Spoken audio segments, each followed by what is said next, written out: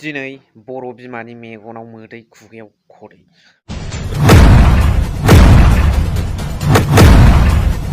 सान्थि सुक्तिनि गेजेरजोंब्लाबो बर' फिसाफ्रा गावख्रुबजादों, बुख्रुबजादों, आथिं देफायजादों, न' बां सावजादों।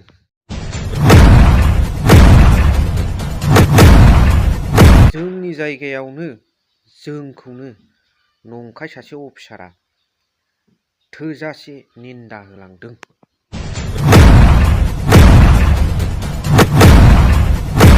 गेरेमसा हारि दानायनि सिमां नुनाया दिनै गावनि जायगायावनो थोर थोर थोर सोमावजादों।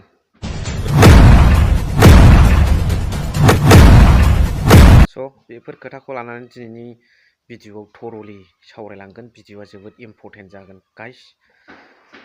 बाथ्राया जाहैबाय जोंनि नायल' जाल' सासेल' गोगोम गोरा मन्त्रि इउजि ब्रह्म सार बिथां साहेबा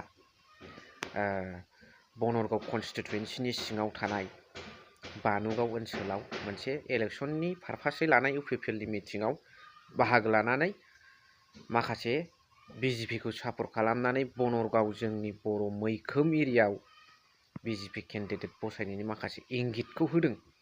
बिथाङा डाइरेक्टलि बुङाखैब्लाबो बे भिडिअ'आ आं डाउनलड खालामनाय नङा, नाथाय माखासे इउटुब कमिउनिटि गाइडलाइन दंना, बेखौ फल' खालामनायाव बै माखासे लग'फ्रा दिगदार खालामो नालाय, दा बेखायनो आं बेखौ डाउनलड खालामनाय बायदि बानायनानै होयो आरो।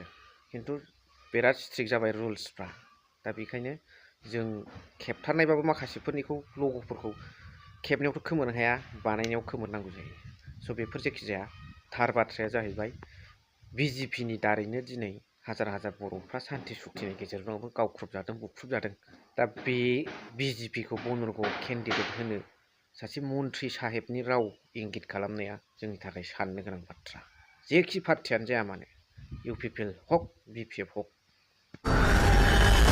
हेल' everyone, once again welcome back to the channel. दिनैनि गोदान भिडिअ'आव नोंथां बयखौबो गोसो गोथारै बरायदों, लोगोसे आसा खालामो इसोरनि अननायाव नोंथां बयबो मोजां दं।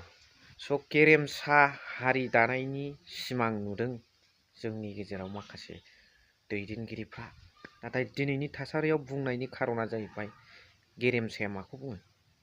बिफांखौ फर एन एग्जाम्पल जों लाबोयोब्ला मोनसे बिफाङा दालाइ बिलाइ रोदा ग्रोम ग्रोम बुखुनो हायैखौ गेरेमसा बुङो।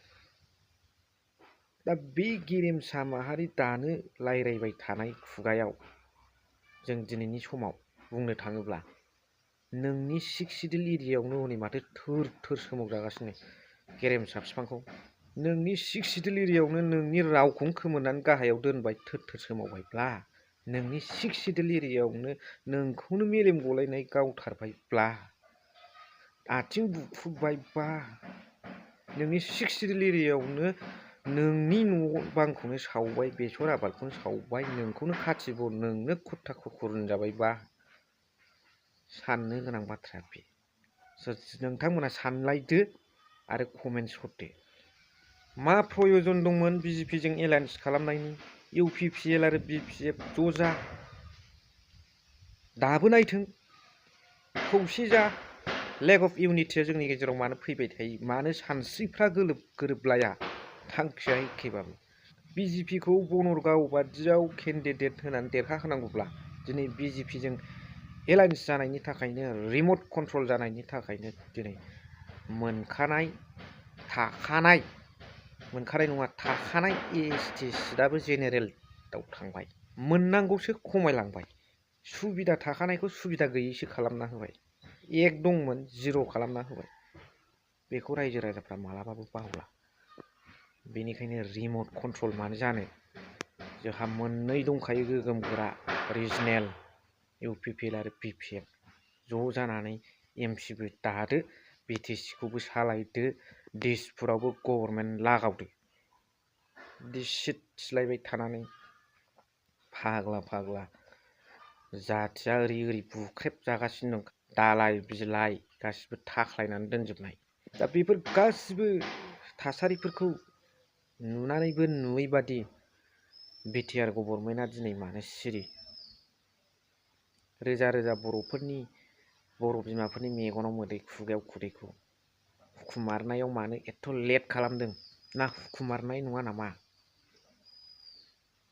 माथो दैदेनगिरिफ्रा जोंखौ गोदो जों खोनायोमोन आरो नुबोदोंबो मिडियाफ्राव आबादाबो मावबाय थागोन, जांख्रिथायाबो सोलिबाय थागोन, हालेवनायाबो सोलिगोन, जांख्रिथायाबो थांबाय थागोन। गभर्नमेन्टआबो सालाय, होबथानायखौ बानाय, जौगानायखौ बानाय। बास पाब्लिकफोरनि मोजां आसनि लाबो, पाब्लिकफोरनि मोजांनि हाबा माव। आशिर्बादा बाव दं इसोरनि आरो रायजो राजाफोरनि। स' इउजि ब्रह्म सारा बिजेपिनि फारसे बेसेबां मोजां मोननाय दङ बेखौ नैबे भिडिअनि गेजेरजों नोंथांमोना नायलांदो आरो जोबनायाव कमेन्ट्स होदो। जादोंनायखाय अन दा वे बे लामाजोंनो ओरै फुथिमारि बे लामाजोंनो मोनसे गाव थांदोंमोन आरो हानजानि मिटिं जादों। जा रबिराम मजिरा आंखौ बुंहरबाय जे हायोबा दसे नुजाफै, मिटिं खालामनायनि थांखि गैया, खिन्थु दा मिटिंखौ लोगो मोनफैनानै फैगौ इलेक्सनखौ लानानै आं बाथ्राखौ बुंबाय जे इउपिपिएल बिजेपिनि जे एलायन्स, बे एलायन्सआ जोबोद मजबुत आरो एमपि इलेक्सनखौ जों देरहानो थांगासिनो दं। बानुगाव ओनसोल बनगाव ब्लकनि सिङाव थानाय रायजो राजाफ्राबो भटफोरखौ नस्थ' खालामनो नाङा। बिजेपि एलायन्स बाहाय जोंहा राजिब कुमार ब्रह्मआ सासे बिजेपिनि एमसिएलए आरो इउपिपिएलजों बिजेपिजों जोंहा मोनसे एलायन्सफोर दं हिसाबै बिथांनि आन्दाराव जिखिनि सापर्टार दं बेबो इउपिपिएल एबा जाय केन्डिडेट जागोन बिनि नामैनो फैगोन। बे हिसाबै जोंहा देरहानाया खाथां आरो डेभेलपमेन्टनि खामानिया जिहेतु दा बारायगासिनो दङ। बनगाव ओनसोलखौबो डेभेलप खालामनो थाखाय मोनसे बिसेस मोनसे जर होनाय जागोन आंनि बिथिंनिफ्रायबो आरो काउन्सिल बिथिंनिफ्रायबो। दा बेखौनो आङो खावलायनो फैदों।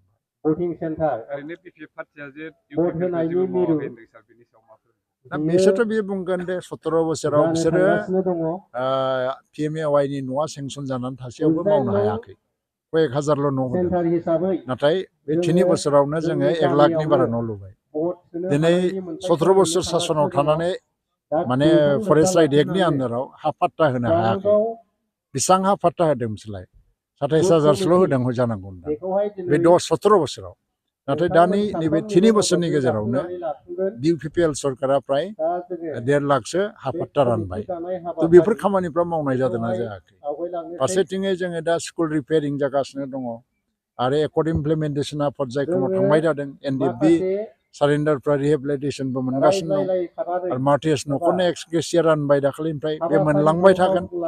दा फारसेथिङैहाय माने दिनै सिमा बारायनायनि खामानि जाबाय थादों। दा गासैबो बिथिङाव दिनै बिटिसि ओनसोलाव सुपार 50नि आन्दाराव दिनैहाय एसिएस अफिसार जानो प्रिपेयार जादों। माने 3 बोसोरनि गेजेराव फ्राय 75 जन मानसिफ्रा एसिएस अफिसार मोननायनि मोनसे रेकर्ड दं दा आसामाव। एसिएस आरो एपिएस बेफोर डेभेलपमेन्ट जादोंना जायाखै? दा आसल खोथाया जाहैबाय लामा सामायानो मेन नङा, खिन्थु मानसि हिउमेन रिसोर्सेस, मानसिनि धोन सुबुं धोना बेसेबां जौगादों, हारसिङै गसंथानो हानाय जादोंना जायाखै मानसिफ्रा, आरो बेवहाय नों मा मावदों बेसो मेन। स' भिडिअ फैसिगोन फोजोबबाय। थेंक इउ फर वाचिं, लाभ इउ अल।